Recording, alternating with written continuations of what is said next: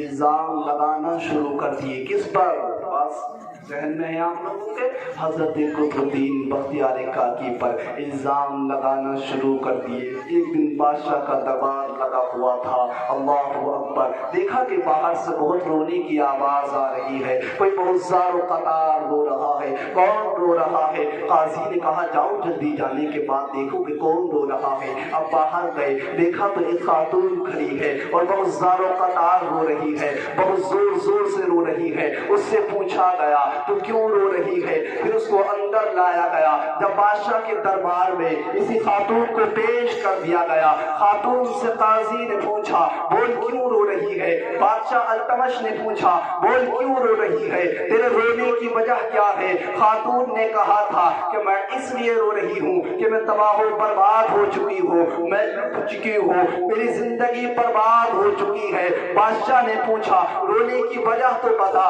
تو تباہ و برباد کیسے ہو چکی ہے؟ اس خاتون نے کہا کہ میری گود میں جو آپ بچہ دیکھ رہے ہیں، یہ 2 مہینے کا جو بچہ ہے یہ حلالی نہیں ہے۔ بادشاہ نے فرمایا پھر اس کا مجرم کون ہے؟ اس خاتون نے کہا اگر تم اس کے مجرم کے بارے میں سنو گے تو تمہارا دل دہل جائے گا، تمہاری روح کانپ جائے گی، تم میرے حق میں فیصلہ نہیں کرو گے۔ اے لوگوں سنو، بادشاہ نے کہا تھا نہیں نہیں ایسا نہیں کروں گا، یہ مصطفیٰ کا قانون چلتا ہے، جس کے لیے جو سزا ہوگی وہی سزا کا حکم سناؤں گا۔ پھر عورت نے کہا نہیں تم میری بات کو نہیں مانو گے۔ بادشاہ نے کہا کم سے کم بتاؤ تو صحیح۔ اس عورت نے کہا اگر سننا ہی چاہتے ہو تو سنو، سننا ہے تو سنو، اپنے آپ کو مضبوط کر لو۔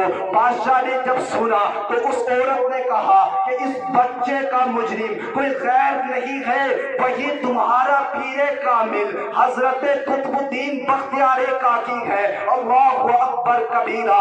جیسے بادشاہ نے اتنا سنا، سننے کے بعد آنکھوں میں آنسو آ گئے، رونے لگا بادشاہ التمش، آنکھوں میں آنسو جاری ہو گئے، عرض کرنے لگا اے رب قدیر مجھے یہ سننے سے پہلے موت کیوں نہیں آ گئی؟ اور پھر کہا اس عورت سے کہ تو جھوٹ بولتی ہے، تو میرے پیر کامل پر الزام لگاتی ہے۔ اس عورت نے کہا تھا ہاں میں جانتی تھی کہ تم میرے خلاف ہی اس مقدمے کو کرو گے، ہاں میں جانتی تھی تم اپنے پیر کی عزتوں کو بچاؤ گے، ہاں تمہیں اپنے پیر کی عزتوں کی پڑی ہے، میری تو زندگی برباد ہو چکی ہے۔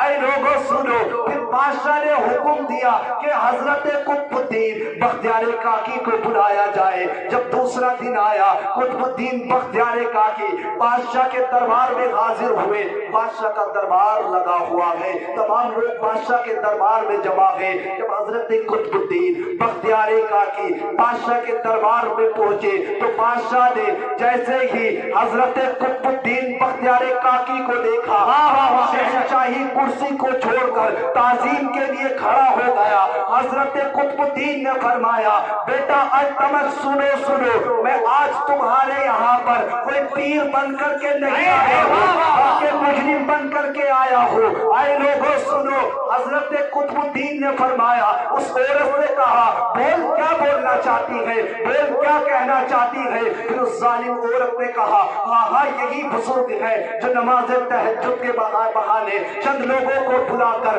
مجھ کو بلا لیا کرتے تھے، ایک راستے سے بلاتے تھے دوسرے سے بھیج لیا کرتے تھے۔ قطب الدین بختیاری نے کہا ظالم عورت کم سے کم خدا سے خوف کر، اللہ سے ڈر، لیکن وہ عورت نہیں ڈری۔ کہا کوئی گواہ ہے؟ 4 کلمہ پڑھنے والوں کو لا کر کے کھڑا کر دیا۔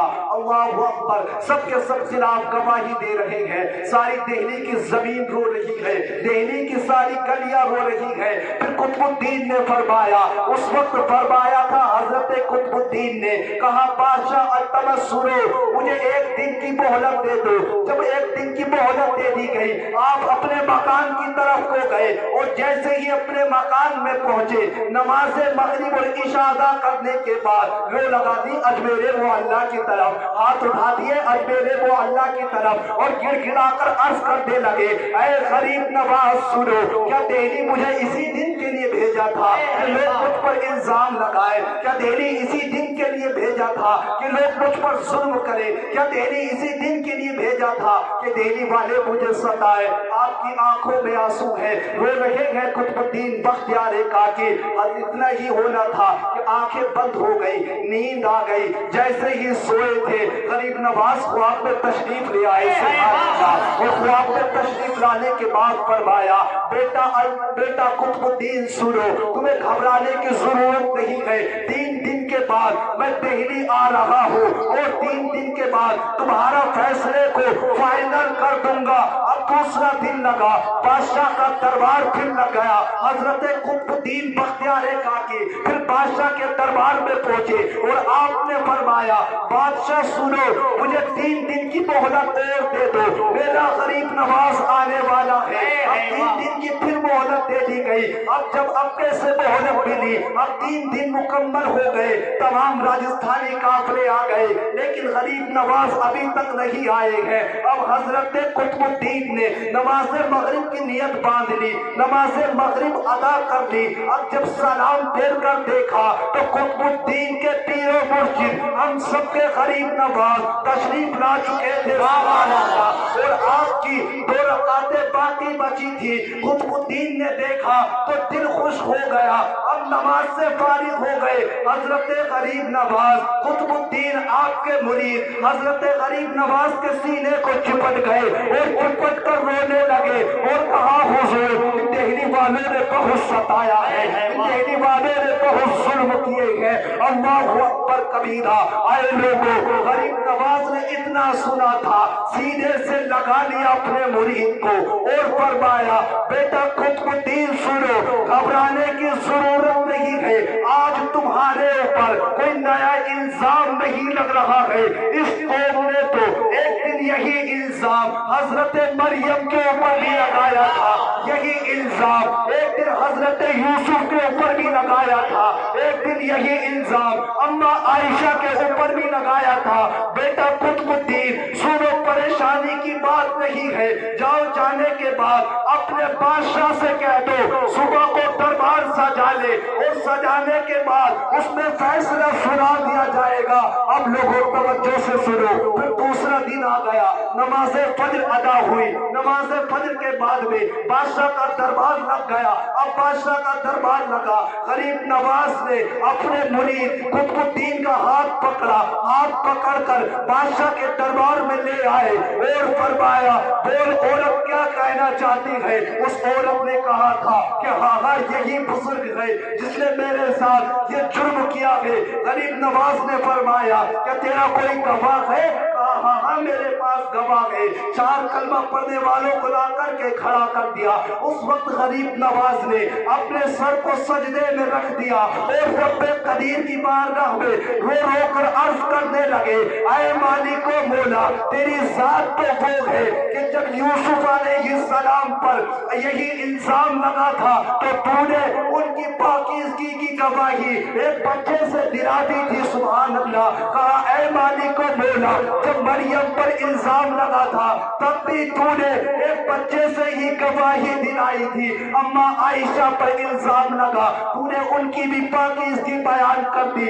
اے رب قدیر، آج میرے مرید پر الزام لگ رہا ہے، کوئی گواہ نہیں ہے، اگر گواہ ہے تو یہی 2 مہینے کا بچہ ہے۔ آپ نے دعا مانگ کر اپنے سر کو سجدے سے اٹھا لیا اور کھڑے ہو گئے غریب نواز اور قدم بڑھا دیا اس عورت کی طرف اور فرمایا کہ اس بچے کو قریب لایا جائے۔ جب بچے کو قریب کر دیا گیا، آپ نے اپنا ہاتھ جیسے ہی آگے کیا اس بچے کے اوپر سے کپڑا ہٹانے کے لیے، اس عورت نے کہا، غریب نواز کیا کر رہے ہو؟ آپ نے فرمایا، ہمارا کوئی گواہ نہیں ہے، لیکن اگر میرے مرید کی کوئی گواہی دے گا تو یہی بچہ اس کی گواہی دے رہے گا۔ عورت نے کہا تھا کہ نادان تو جانتا نہیں، 2 مہینے کا بچہ نہیں بولتا ہے۔ اس وقت غریب نواز نے فرمایا تھا کہ تو نہیں جانتی ہے میں کس رب کا ماننے والا ہوں۔ آپ نے کہا ان اللہ علی کل شیء قدیر۔ آپ نے فرمایا اے نادان سنو، میں قدرت والے رب کا ماننے والا ہوں۔ جیسے ہی قدم بڑھا دیا غریب نواز نے اور کپڑے کو کھینچا اور فرمایا اے بچے سن، میں تجھ سے یہ نہیں کہنا چاہتا کہ تو میرے مرید کی پاکیزگی بیان کر دے، بلکہ صرف اتنا بتا دے کہ تیرا باپ کون ہے، تاریخ میں لکھا ہوا ہے۔ اتنا کہنا تھا، بچہ اٹھ کر بیٹھ گیا اور عرض کرنے لگا یا غریب نواز، آپ کا مرید پاک ہے، آپ کا مرید پاک ہے، آپ کا مرید پاک ہے۔ میرا جو باپ ہے سامنے مجمع میں بیٹھا ہوا ہے۔ کبھی تو کسی نے بہت پیارے انداز میں کہا ہے کہ نگاہیں بنی میں تاثیر دیکھی، بدلتی ہزاروں کی تقدیر دیکھی۔ نعرہ تکبیر، نعرہ رسالت، مسلک اعلیٰ حضرت، نعرہ تکبیر۔ بدلتی ہزاروں کی تقدیر دیکھی۔ اے لوگوں، یہ ظلم تو بہت کیے ہیں اللہ والوں پر، اور پھر کیا ہوا جانتے ہو؟ جب جیسے اتنا کہنا تھا، تمام اس مجمع کے اندر سے نعرے تکبیر کی صدائیں بلند، اللہ اکبر کے نعرے لگنے لگے۔ اب غریب نواز نے اپنے مرید کا ہاتھ پکڑ لیا اور کہا کہ اب میں اس کو دہلی کی سرزمین پر نہیں چھوڑوں گا، میں اسے لے جاؤں گا اجمیر شریف کی طرف۔ اب جیسے ہی غریب نواز اپنے مرید کو لے کر جانے لگے، بس ہماری جیسے ہی غریب نواز اپنے مرید کو لے کر جانے لگے، دہلی والوں نے قدموں میں آپ کی راہوں میں پلکیں بچھا دی اور عرض کرنے لگے حضور گستاخی کو معاف کر دیجئے۔ وقت کا بادشاہ بھی اپنی کرسی کو چھوڑ کر آ گیا اور کہا کہ حضرت غلطی کو معاف کر دیجئے، اس ظالمہ عورت کے چکر میں ہم نے قطب الدین بختیار کاکی کو غلط سمجھ لیا، آپ یہیں پر چھوڑ جائیے اپنے مرید کو۔ آپ نے فرمایا تھا میں اپنے مرید کو نہیں چھوڑوں گا۔ اس وقت لوگوں نے عرض کیا حضور آپ ہمارے لیے نہ صحیح بلکہ نانا کے دین کے لیے چھوڑ جائیے، مصطفیٰ کی شریعت کے لیے چھوڑ جائیے، آقا کی سنتوں کے لیے چھوڑ جائیے۔ پھر غریب نواز نے اپنے مرید کو حضرت قطب الدین سے فرمایا، کہا بیٹا قطب الدین سنو، اب تمہیں یہیں پر رہنا ہے، اب کسی کی ماں نے اتنا دودھ نہیں پلایا ہے جو تمہارے اوپر الزام لگا سکے، اور فرمایا بیٹا قطب الدین سنو، اب تم لاوارث نہیں ہو بلکہ تمہارا وارث اب وہ ہے جو سارے ولیوں، سارے بھارت کے ولیوں کا وارث ہے۔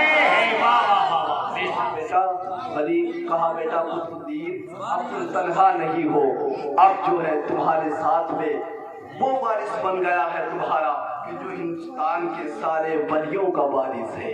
تو اے لوگوں ان اللہ والوں سے محبتیں کرو، یہ پریشانیاں تو آتی رہتی ہیں۔ اللہ نے قرآن کے اندر فرمایا وَلَنَبْلُوَنَّكُمْ بِشَيْءٍ مِّنَ الْخَوْفِ وَالْجُوعِ وَنَقْصٍ مِّنَ الْأَمْوَالِ وَالْأَنفُسِ وَالثَّمَرَاتِ وَبَشِّرِ الصَّابِرِينَ۔ اللہ نے فرمایا کہ تمہارے اوپر پریشان تم کو ضرور آزمایا جائے گا، کبھی بھوک سے آزمایا جائے گا، کبھی مال سے آزمایا جائے گا، کبھی جان سے آزمایا جائے گا، کبھی پھلوں کی کمی سے آزمایا جائے گا، اور تم سب اس میں اگر کامیاب ہو گئے تو کہا وَبَشِّرِ الصَّابِرِينَ، تمہارے لیے خوشخبریاں سنا دی جائیں۔ بے شک بابا۔